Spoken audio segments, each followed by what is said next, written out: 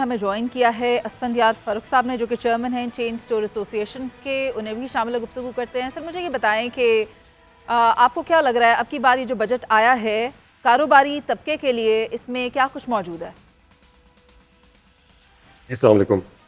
मेरे ख्याल में बजट जो हम उम्मीद कर रहे थे कारोबारी कम्युनिटी की अगर बात करें कि इसमें कोई इस तरह से फाइनेंस मिनिस्टर साहब ने बात की थी कि बोल्ड या स्ट्रेटेजिक बजट पेश किया जाएगा, लेकिन अनफॉर्चुनेटली हमें नज़र आ रहा है कि इसमें कोई नई चीज़ नहीं है। जब यही काम हुआ है कि कुछ कई जगहों पे टैक्स कम कर दिया है, कहीं बढ़ा दिया गया है, लेकिन कोई आगे प्लान नज़र नहीं आ रहा कि अगले 3 से 5 साल में क्या रोड मैप होगा मुख्तलिफ शोबों के लिए। सिवाय मेरे ख्याल में इम्पोर्ट टैरिफ के ऊपर अगर आप देखें तो उन्होंने जिक्र किया कि 5 साल का प्लान है, इसमें ख़त्म किए जाएंगे कुछ जो ड्यूटी वगैरह है, लेकिन और बाकी शोबों के लिए, सरहदी शोबे के लिए, रिटेल सेक्टर के लिए, सर्विसेज के लिए, मैन्युफैक्चरिंग के लिए, एक्सपोर्ट के लिए हमें कोई नज़र नहीं आ रहा कि ऐसे कोई इकदाम लिए हों जिससे नज़र आ रहा हो कि आहिस्ता आहिस्ता चीज़ें बेहतर होंगी और ग्रोथ की तरफ जाया जाएगा। मसला यही है कि टैक्स नज़र आ रहा है कि टैक्स जो है वो बढ़ाया जाएगा और साथ साथ उम्मीद की जा रही है कि 4% ग्रोथ होगी, लेकिन टैक्स बढ़ाने से ग्रोथ नहीं आ रही होती है। असल में तो टैक्स आपकी ग्रोथ, आप टैक्स कम करते हैं तो फिर ग्रोथ आना शुरू होती है और फिर ग्रोथ के साथ साथ टैक्स एक बाय प्रोडक्ट के तौर पे सामने नजर आ रहा हो। अच्छा। क्योंकि हम पिछले कुछ सालों से देखें तो ये एक इशू जो नजर आ रहा है कि ये कहीं इसमें स्ट्रेटजी या प्लान आगे के लिए नहीं नजर आ रहा। ठीक है। और सलमान आबिद साहब, आप मुझे ये बताएं, जहां हमने ई कॉमर्स की भी बात की, ऑनलाइन इंडस्ट्री की भी बात की, वहां पर अगर हम फ्री लांसर्स की भी बात करें तो तकरीबन $400 मिलियन कमा कर दिए इन फ्री लांसर्स ने। पाकिस्तान की इकॉनमी में भी इजाफा हुआ, मगर अब उनके बारे में भी कुछ इसी तरह के खदशात जाहिर किए जा रहे हैं कि उनको भी इस धारे में लाया जाएगा जिसे हम टैक्स नेट का नाम देते हैं।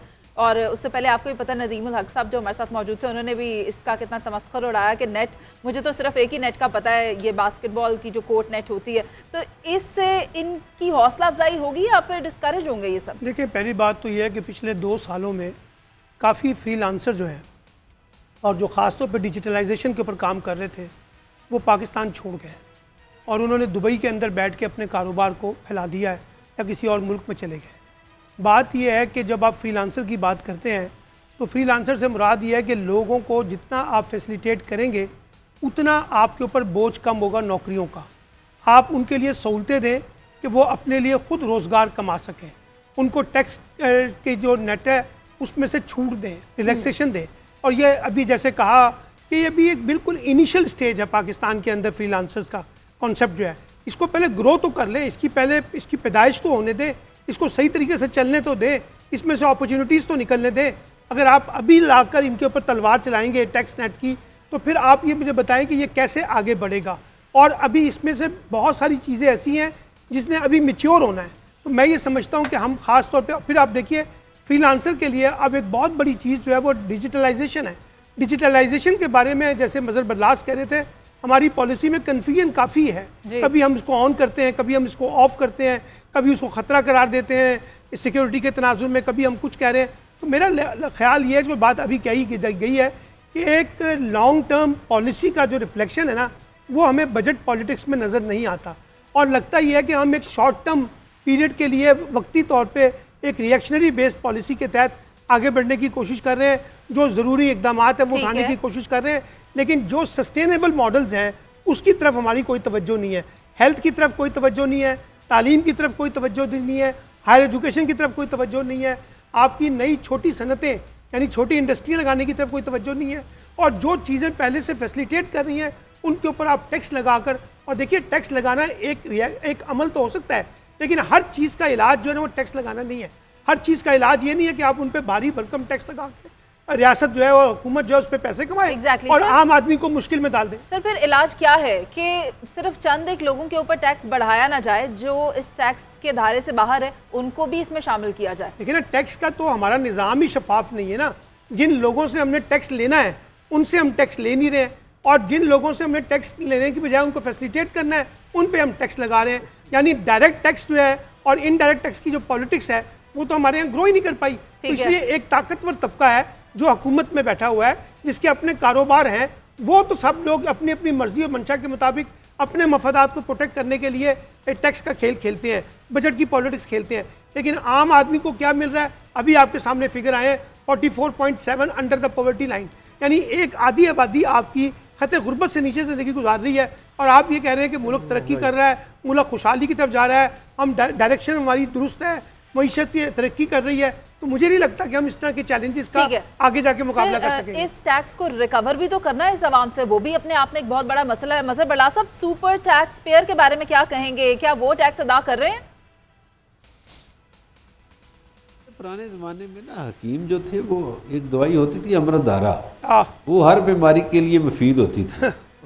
तो ये जो हुक्मरान है ना हमारे, ये टैक्स को अमृतधारा समझते हैं और इसीलिए वो हर जगह टैक्स लगा रहे हैं। अभी जो बात सलमान अब्बास साहब कर रहे थे ना कि आप फ्री लांसर्स को काम तो करने दें, बस्ती तो बसने दें, तो मुझे वो पंजाबी की मिसाल याद आ रही थी कि पिंड अजे प्या नहीं दे वो चक्के पहला आगे ने। तो ये जो टैक्स की पॉलिसीज़ हैं बाबा, टैक्स के बदले दुनिया भर में आवाम को फैसिलिटेट किया जाता है। यहाँ जो पब्लिक सेक्टर्स हैं जिनमें हेल्थ है, एजुकेशन है, खुराक है, वहाँ तो आपने एड्रेस ही नहीं किया उन सेक्टर्स को, वहाँ तो फैसिलिटेट ही नहीं किया। और यहाँ रह गई इंडस्ट्री वाली बात। आज आप कोई इंडस्ट्री लगाने का सोचें, आप मुनीज़े कोई फैक्ट्री लगाएं तो 20 महकमे आ जाएंगे, हमसे एनओसी नहीं लिया, हमसे एनओसी नहीं लिया, फलां से नहीं पूछा। और फिर उसके बाद जो ही आपकी फैक्ट्री चलेगी तो 10 महकमे और आ जाएंगे। सर मेरी फैक्ट्री बहुत चलेगी, हमारा टैक्स किधर है? हमारा बरलास साहब, एक हुकूमत ने वजीफा दिया है कौम को। एक तो ये दिया है वजीफा कि अगर आप तालीम चाहते हैं तो रब्बे ज़दनी उलमा कहें, और अगर आप चाहते हैं कि आपको कोई अच्छी सेहत मिले तो खुशाफी वो कहें। और इसी तरह से और यही इसी तरीके से कहा कि अगर आपको फूड का कमी है तो कहें अल्लाह खैरुर राज़िकीन। यानी आप देखें, अब उसको वजीफे पे लगा दिया पूरी कौम को कि अल्लाह ताला आपकी मदद करेगा, हुकूमत कुछ नहीं करने वाली।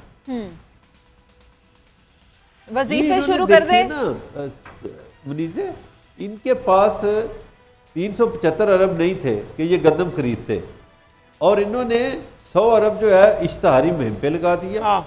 ये कैसे कैसे खिलवाड़ कर रहे हैं इस मुल्क के साथ। सर आप बात दुरुस्त कर रहे हैं, लेकिन मैं चाहती हूँ कि इस बात का जवाब हमें महमूद बुखारी साहब दें। बुखारी साहब, आप मुझे ये बताएं ना कि 2 साल तक तो किसान पीटते रह गए कि हमारे मामलात को सुन लें, हमारी अर्जी को एड्रेस कर लें, वो सब तो हो नहीं रहा। तो फिर हम क्या समझें कि हुकूमत की इस तरफ तवज्जो नहीं है? जी मुझे गुजारिश ये है कि हुकूमत ये मसला सुन ही नहीं रही। जिस तरह कुरान कहता है ना कि ये देखते हैं मगर इन्हें दिखाई नहीं देता, ये सुनते हैं मगर इन्हें सुनाई नहीं देता। आप ये देखें कि बजट तरीक़ाकार ये होता है कि बजट जब बनाया जाता था पहले, तो जितने स्टेक होल्डर्स होते थे मुख्तलिफ शोबों के, उनको बुलाया जाता था, बिठाया जाता था, उनसे मुशावरत की जाती थी, उनसे पूछा जाता था। हम तो ग्रास रूट लेवल पे हम तो कहते हैं, हम तो सलमा भट्ट साहबा से कहते हैं, हम वज़ीर साहबा से कहते हैं आप आएँ खेत में, आप 24 घंटे गुजारें, या हमारे जो ब्यूरोक्रेसी है, जो सेक्रेटरीज हैं, वो तशरीफ़ लाएँ, उनको अंदाज़ा हो हमारी अजियत का।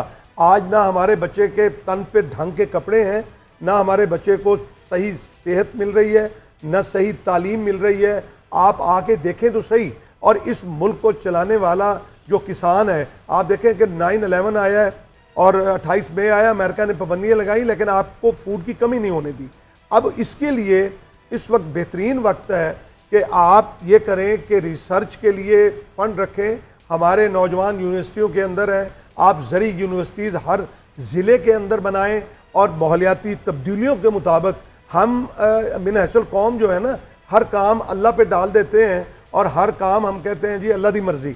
तो लेकिन आपका नेबर कंट्री है, वहाँ पे वही मौसम है, वही माहौलियाती तब्दीलियाँ हैं, लेकिन ये है कि वो काम करते हैं, हम सिर्फ बातें करते हैं। अब इनको ये चाहिए कि ये खाद सस्ती करें, 3 साला मैं वैसे 5 साला जो है वो ये पॉलिसी दें, ज़री एमरजेंसी नाफिज करें, ये खाद के रेट सस्ते करें, बिजली के रेट। आप 3 सालों के अंदर देखेंगे कि मुल्क खड़ा हो जाए।